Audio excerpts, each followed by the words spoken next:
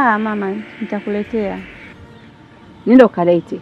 Wala hutahusika katika matandiko hata kidogo.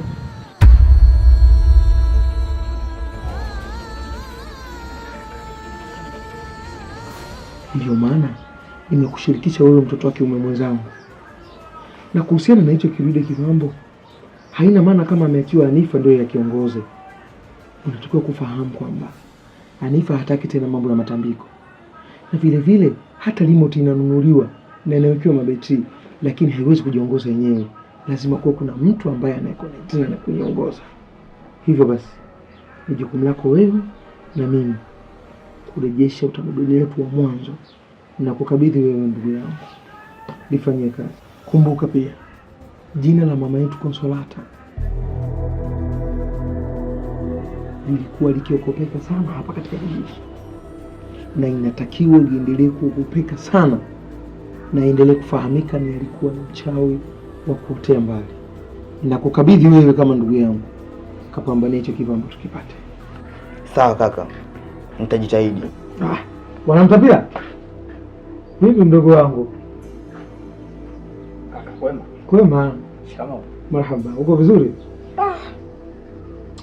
Bwana, hali si hali. Njema. Hebu nzoto nzoto.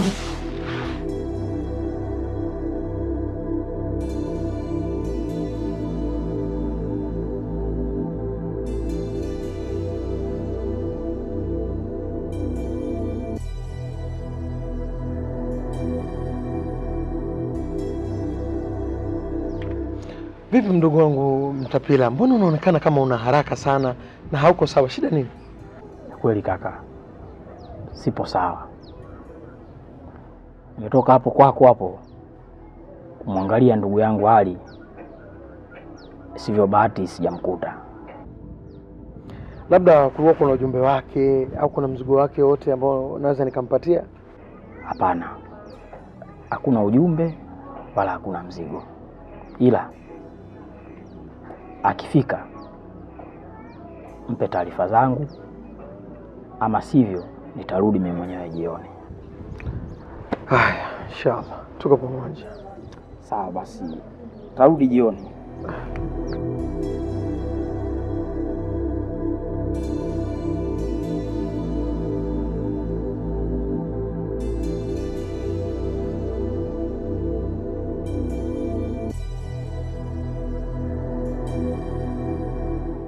Kaka, huyu ulienda kumkana sasa hivi, ndugu yake ndio alokuta pete. Sasa basi, kuwa naye makini.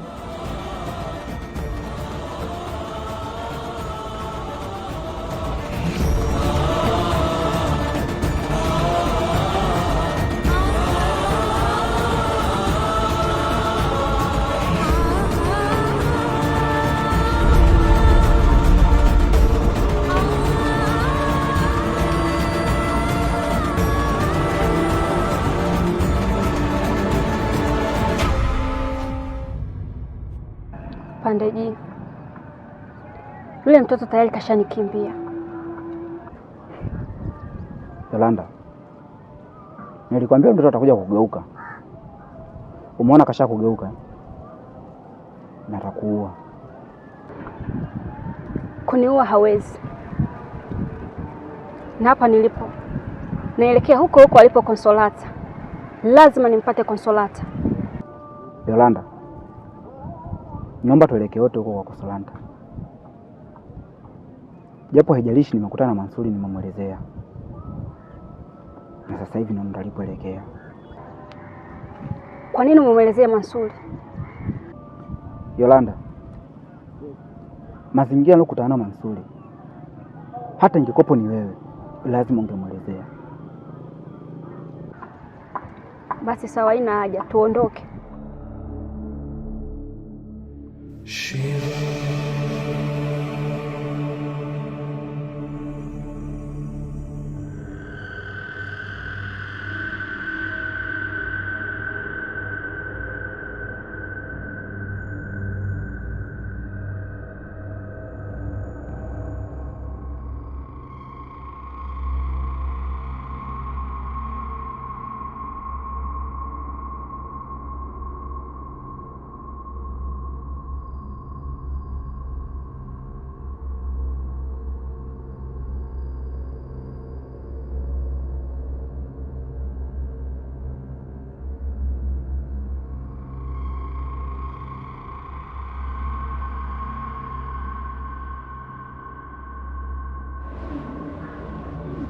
Mjomba.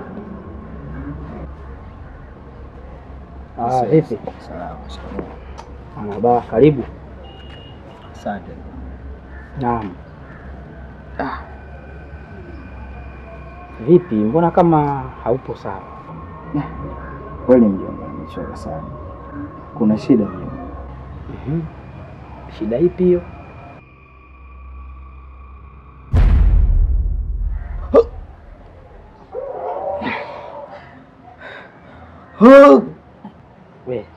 We. Vipi? We, kwani unaumwa? Sasa tatizo nini? Au ndo tatizo lenyewe hilo? We, shavuta bangi.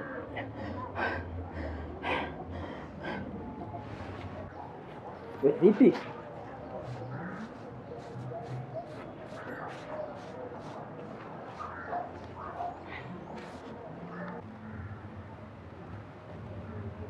Tatizo?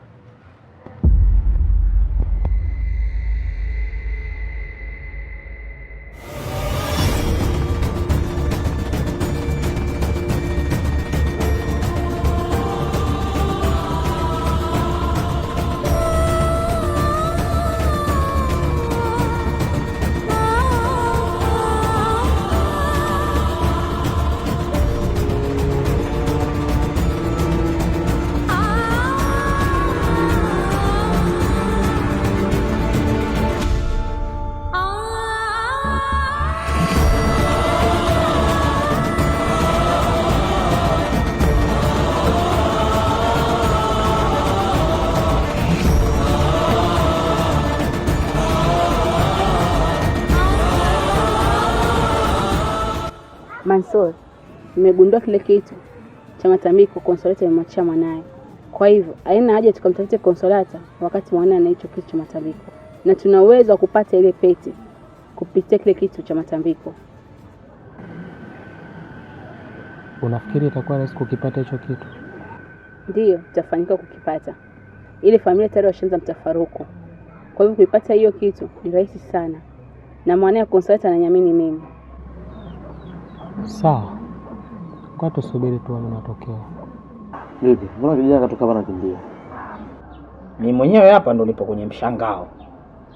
Maana yule kijana amekuja hapa, anachokiongea akitoki kinywani, inamaanisha kwamba sauti haitoki.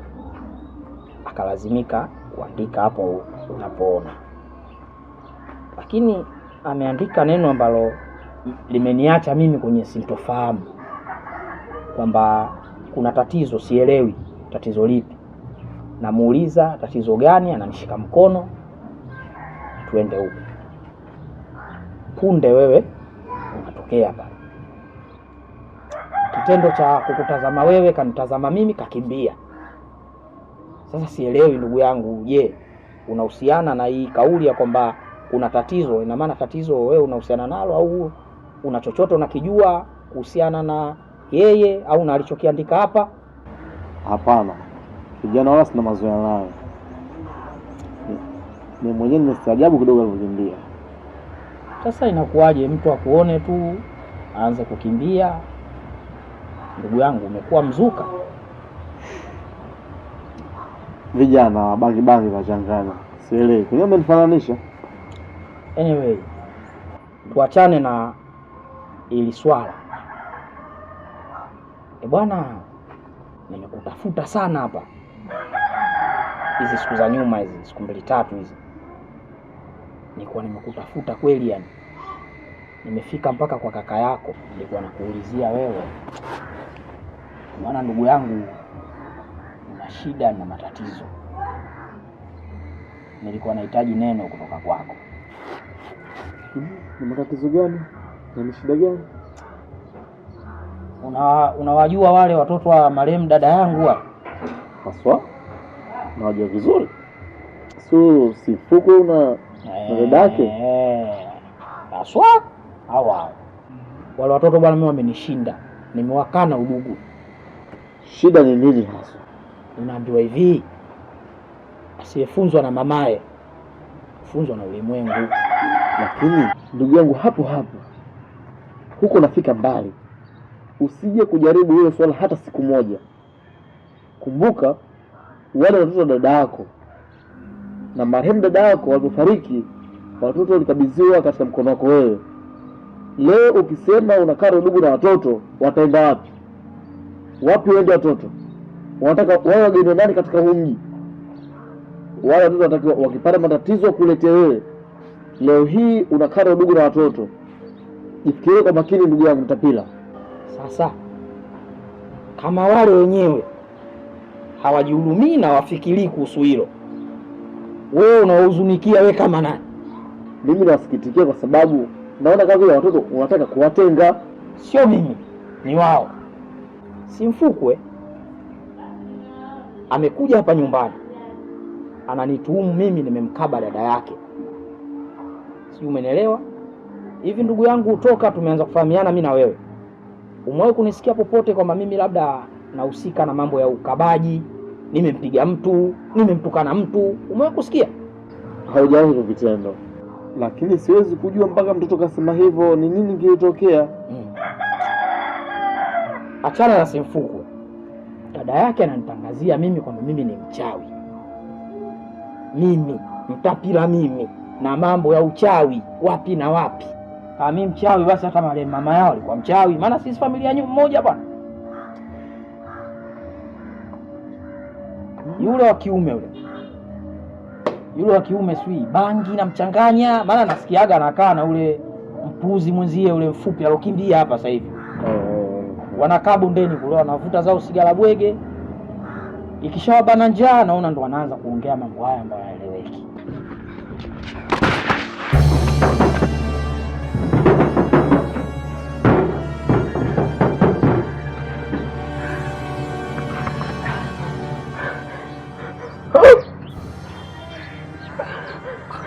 Oi, nini Naili?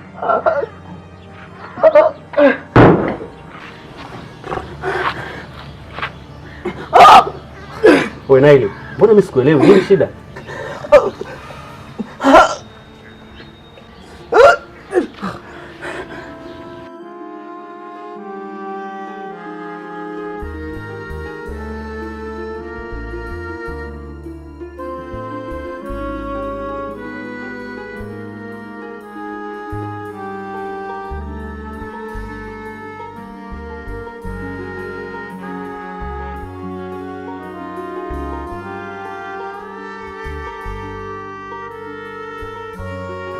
Mtapila, kumbuka mtoto akinyia mkono haukatwi. Unachukua maji na kusafisha na maisha mengine yanaendelea. Kama kuna tatizo, wamekuzushia, wamekufanya nini, waite, kaa nao chini, mwite Simfukwe. Mtapila mimi nimwite Simfukwe na dada yake? Hiyo haiwezi kutokea. Haiwezekani ndugu yangu, wewe ni mtu mzima. Haiwezekani watu kama wale watenge kiasi hicho. Narudia tena, nyani akizeeka amekuta mishale mingi. Ita watoto, kaa nao chini, ujue suluhisho la kufanya. Sasa sikiliza, kwa kuwa umeng'ang'ania ili swala, mimi haya majukumu nakupa wewe. Wewe mwite Simfukwe, mwite na dada yake. Ikibidi hata yule kaka yako yule naye awepo. Mujaribu kuwahusia na kuwaelekeza namna gani maisha yanakwenda na dunia jinsi gani ilivyo. Huenda wataelewa. Ila mimi kama mimi, jinsi walivyonidhalilisha, jinsi ninavyojisikia, siwezi kukaa nao wale. Mimi mkinihitaji nitakuja tu kusikiliza, kwani na uchungu. Wale mimi wananikosea, mimi ndo mzazi wao niliyebaki. Mimi wale vijana nitawaita, watakuja hapa na mimi nikiwepo, tutaongea nao kujua suluhisho ni nini. Kuswala kakaangu sidhani kama itawezekana, kwa sababu kidogo sasa hivi kama haiko sawa, mambo kidogo yanamchanganya. Lakini kwa vile mimi vipo, tutakaa wote. kujua suluhisho ni nini, sio kuwatenga watoto. Basi mimi ndo mwenye shida, sina budi kukubali. Fanya unavyoweza kufanya ili tatizo litatuke.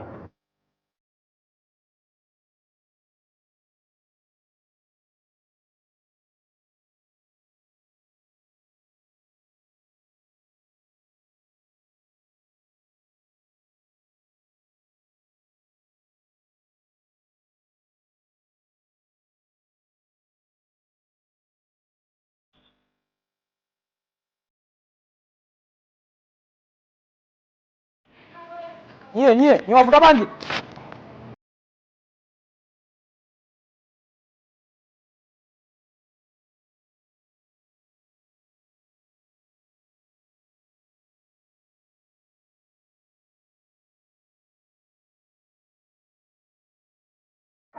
Mbona mmeongozana? Mnaenda wapi?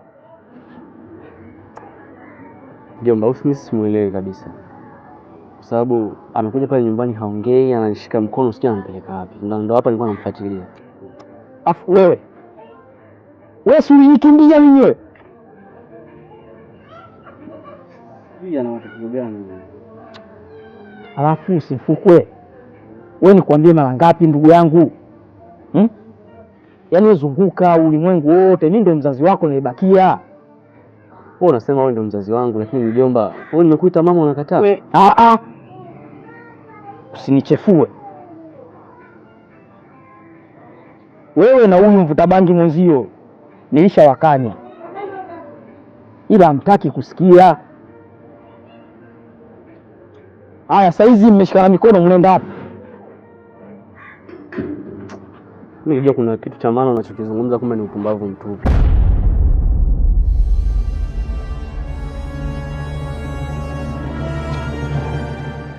Kweli asosikia la mkuu uvunjika guu. Bangi zile.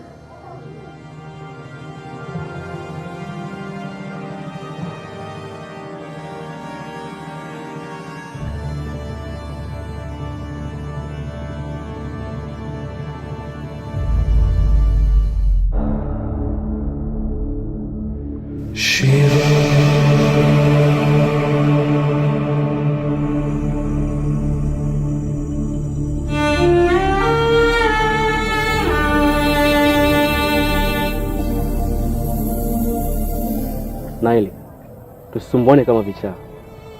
Tangu nimeanza kufahamu sije kufahamu kama ukiwa bubu wewe. Acha kuniigizia ujue. Unanizururisha kwenye jua.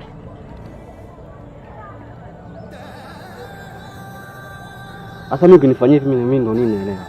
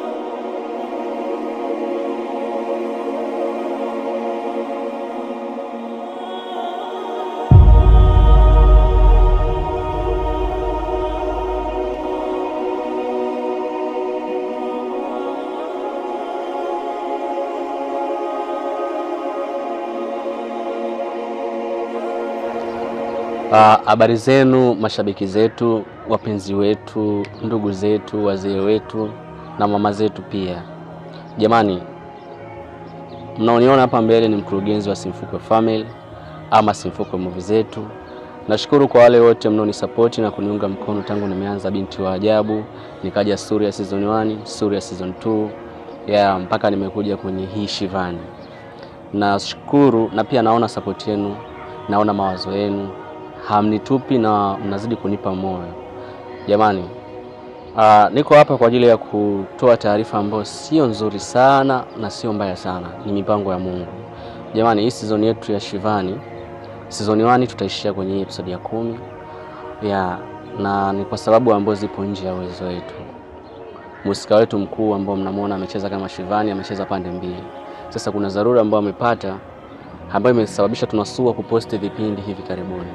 Sasa tumeona kuliko tuendelee kukaa kusubiri, kwa sababu hatujui ya Mungu ni mengi, yani hali yake mpaka itakapokuwa sawa au itakapokuwa hivi hatujui itakavyokuwa. Kwa hiyo tumeona tukiwa tunapambana kila jitihada kwa ajili ya hali yake ili arudi kazini, basi tunaombeni mtu support na mtupokee tena kwa hii kazi ambayo inakuja. Ni kazi mpya, naamini mimi sijawahi kuangusha, lakini ni sababu ambazo zipo nje ya uwezo wangu. Nikiona timu yangu tuna masikitiko makubwa kwa sababu ni kazi ambayo mmeipokea na mnaifanya na kuwa viral kila muda. Jamani, naombeni mtu radhi. Sina mengi, naombeni mtu support, tupo chini ya miguu yenu kwa kazi ambayo inaanza tena mpya kwenye akaunti hii ya Simfukwe Movie Zetu. Asanteni sana. Jamani, kama alivyoongea bosi wetu, nadhani mmemuelewa. Jinsi alivyoongea kutokana kumetokea changamoto kidogo. Jamani, naombeni mtusamee. Nadhani alivyopanga Mwenyezi Mungu na alivyopanga sisi ni tofauti sana. Kwa tunaombeni jamani mtusamee, ila tunaombeni mtusupport. Kuna kazi nyingine tunachia hivi karibuni. Kwa tunaombeni jamani support yenu ile kama mara ya kwanza, msituangushe. Nadhani tunaleta kitu kizuri zaidi. Jamani, kwa majina naitwa Anita ambaye nimecheza kama Gurma kwa Shivani. Tunaomba samani sana sana sana, mtusamee sisi, japo pia sisi ni binadamu pia ukosea, japo siko kupenda kwetu. Ni mambo ambayo Mwenyezi Mungu amepanga huko mbele, na pangalo Mungu binadamu hawezi kulipinga. Kwa hivyo tunaomba samani, ila kazi inayokuja ninatumaini kwamba itakuwa bora na itawafurahisha na mtaipenda kama mlivyopenda kazi ya Shivani. Asanteni. Mambo vipi? Kwa jina naitwa Kabogo. Nadhani wengi mnanijua. Nimecheza kama msaidizi wa mganga.